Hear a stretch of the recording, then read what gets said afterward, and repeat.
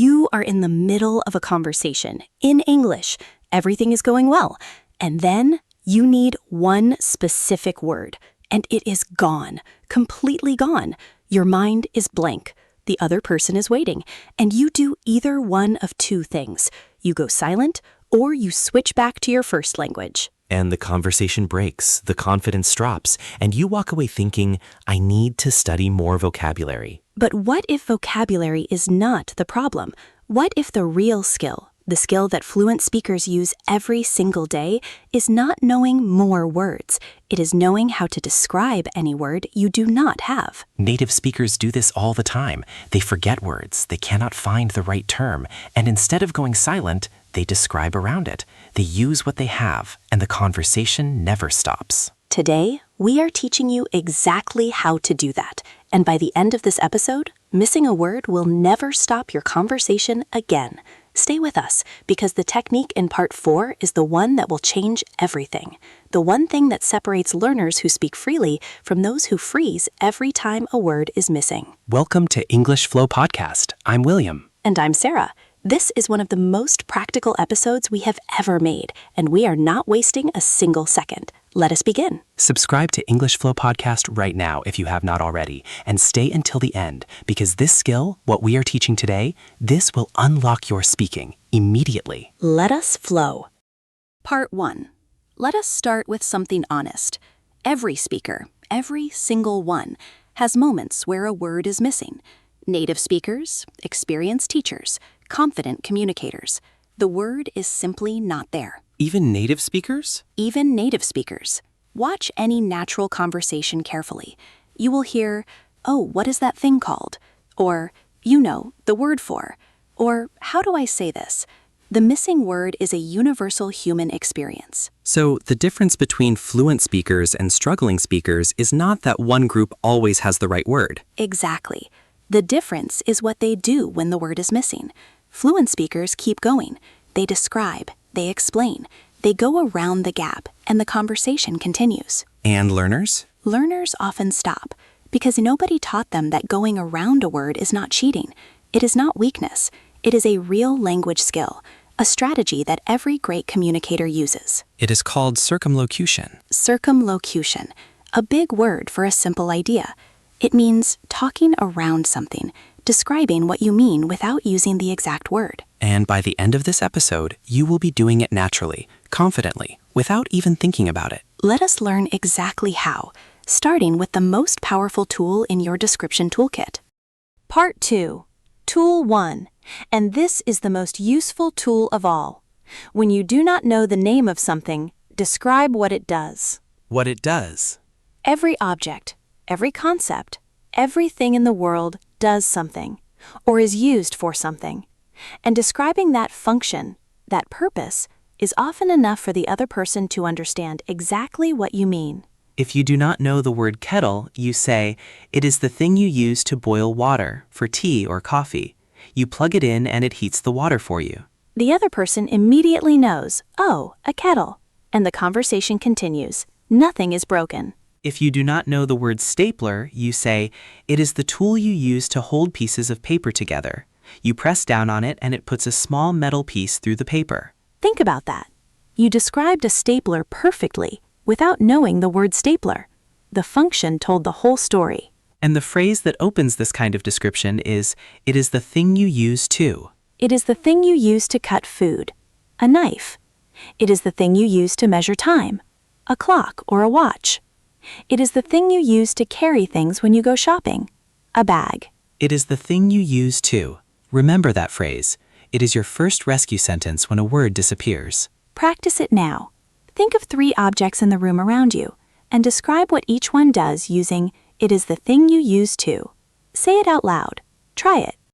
Part 3. Tool 2. Describe what it looks like.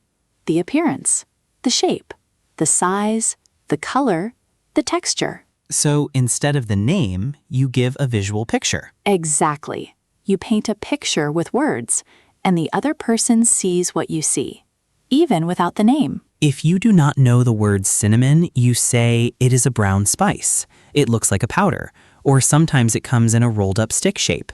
It smells sweet and warm. People put it in coffee or on baked things. 4 sentences. No name needed. The other person knows exactly what you are talking about. The phrases that help here: it is a kind of, it looks like, it is shaped like, it is about the size of. It is a kind of vegetable, green and long, like a thick stick, probably a cucumber or a courgette. It looks like a small box, but it makes sounds, and you press buttons on it. A remote control, a calculator, a phone. It is shaped like a triangle. It is made of metal, and people use it when they are cooking. A spatula, a pizza cutter. Many possibilities. The visual description does not need to be perfect. It just needs to be close enough, just enough for the listener to understand. And most of the time, a few visual details are more than enough. You are not a dictionary. You do not need to give exact definitions. You just need to give enough information for the conversation to move forward. And when you combine what it does with what it looks like, you become almost impossible to misunderstand. Part 4, Tool 3. And this is the technique we promised you at the beginning, the one that changes everything. What is it? Comparison. Using things the other person already knows to explain the thing you cannot name. Like comparing it to something familiar? Exactly. Like saying, it is similar to, or it is like, or it is a kind of. These small phrases allow you to borrow from words the listener already has and use them to explain what you mean. If you do not know the word hammock, you say, it is like a bed, but it is made of fabric or rope, and it hangs between 2 trees. You lie in it outside and it swings a little. A hammock, described in 3 sentences, using comparison and description, without knowing the word. Another powerful example. If you do not know the word subtitle, you say, it is like the words that appear at the bottom of the screen when you are watching a film in another language, so you can understand what people are saying. And here is what makes comparison so powerful. When you say, it is like, the listener's brain immediately activates. It starts searching. It connects what you are saying to something it already knows, and the understanding happens faster. Useful phrases. It is like. It is similar to. It is a kind of. It is almost like. It reminds you of. It is the same idea as, but different. Sushi is a kind of Japanese food. It is like rice, but pressed into a small shape, sometimes with fish on top, sometimes rolled in seaweed. A hammock is like a bed, but made of rope, and it hangs in the air. Jet lag is a kind of tiredness, but not normal tiredness. It is the feeling you get when you fly to a very different time zone, and your body does not know if it is day or night. You just explained jet lag without using the word jet lag perfectly. Because comparison borrows understanding. It does not create it from scratch. It finds something familiar and stretches it to cover the new thing. This is the skill. This is what fluent speakers do unconsciously every single day. And now you can do it consciously, until it becomes unconscious for you too. Part 5, Tool 4. Describe where something comes from or when you use it, the context, the situation, the time or place. So instead of the name, you give the circumstances. You tell the story around the word, the situation in which it lives. If you do not know the word receipt, you say, it is the paper they give you after you buy something, to show that you paid. You might need it if you want to return the item. Receipt. Described perfectly through context. When you get it, why you need it. If you do not know the word mortgage, you say, it is a type of loan. You take it from a bank when you want to buy a house, and then you pay it back slowly over many years, usually 20 or 30 years. Mortgage. Without the word mortgage. Described through situation and context. You use it when. You get it after. It happens when. People use it to. It is common in. It usually happens in the morning. In winter. At a restaurant. A curfew is, it is a rule, usually for young people. It says you must be home by a certain time at night. Parents often give it to teenagers. A tip is, it is extra money. You give it to a waiter or a driver after they help you, as a way of saying thank you. Notice something. You do not need the word to communicate the idea. The idea is in the description, and the description, through context, is often richer and clearer than the single word alone. In fact, sometimes when you describe something this way, the other person learns more from your description than they would from just the word. A word is a label. A description is an understanding. and understanding is what communication is really for. Now let us put all 4 tools together and see how they work in a real conversation, where a word is missing and the speaker never stops. Let me test you, Sarah. I will describe something without saying its name, and you have to guess using the clues. Let us go. Okay, it is a kind of fruit. It is tropical. It looks like a big oval. The outside is yellow or green, and when it is ripe, it turns very yellow. The inside is soft and yellow too. It is sweet, a little like honey. People eat it for breakfast. They blend it into smoothies. Sometimes they put it in fruit salad. Mango? Close, but the shape is different. A mango is more like a kidney shape. This one is more oval, longer. A papaya? A papaya, yes. Did you see what I did? I used all 4 tools. I said it is a kind of comparison. I described how it looks, appearance. I described when people use it, context. And I described what it is like by comparing it to a mango to narrow it down further. And at no point did the conversation stop. Even though the word papaya was never said until the very end, the communication was completely clear. Your turn, Sarah. Describe something without saying its name. Okay, it is a tool. You use it at work or at school. It looks like a thin stick, usually yellow or orange. It has a black tip. When you press the tip onto paper, it leaves marks. You use it to draw shapes or write numbers or sketch ideas. And if you make a mistake, there is often a pink square on the other end that removes what you wrote. A pencil. A pencil. Perfect. And again, never said the word, but every detail I gave, the function, the appearance, the context, the comparison to shapes, all of it pointed directly to the answer. And this is not just a game. This is the skill you need in every English conversation, every day. When a word is missing, your job is not to panic. Your job is to describe and keep going. And sometimes, even description is hard. You freeze completely. The mind is blank. Not just the word, but even the description will not come. It happens, even when you know these tools. And for those moments, there are emergency phrases. Phrases that buy you time, that show confidence, and that keep the conversation moving while your brain catches up. What are they? What is the word for? You say, what is the word for that thing, the tool you use in the kitchen to, and you gesture or describe. You are turning the conversation into a collaboration. You are inviting the other person to help you.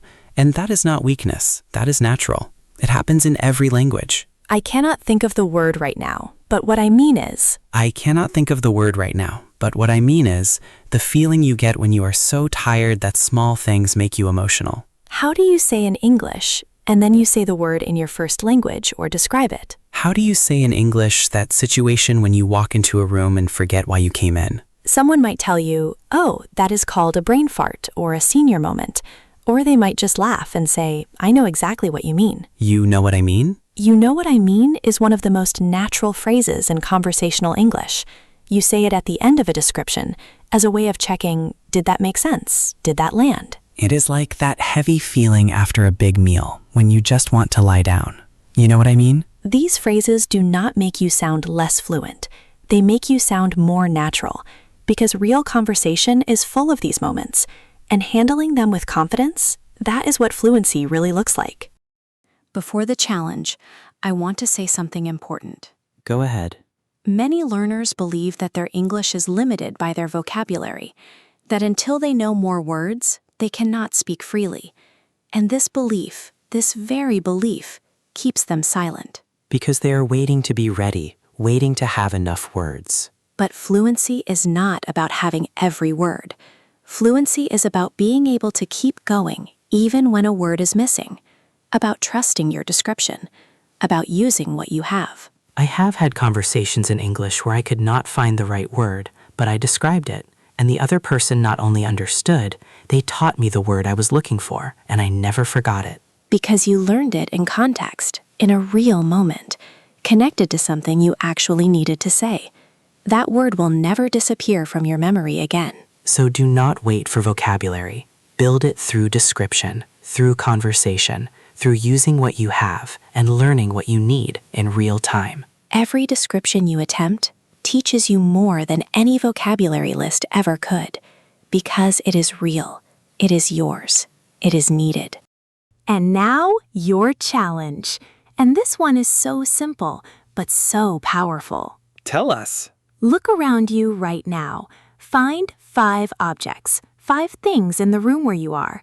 And for each one, describe it in English without saying its name. Use the tools we gave you today. It is the thing you use to. It looks like. It is similar to. You use it when. Do this out loud or write it in the comments below. Describe one object from your room without saying what it is and let other listeners guess. This is one of the best vocabulary building activities that exists, and it costs nothing, takes 5 minutes, and you can do it anywhere, anytime. And the next time you are in an English conversation and a word disappears, do not panic. Take one breath and describe.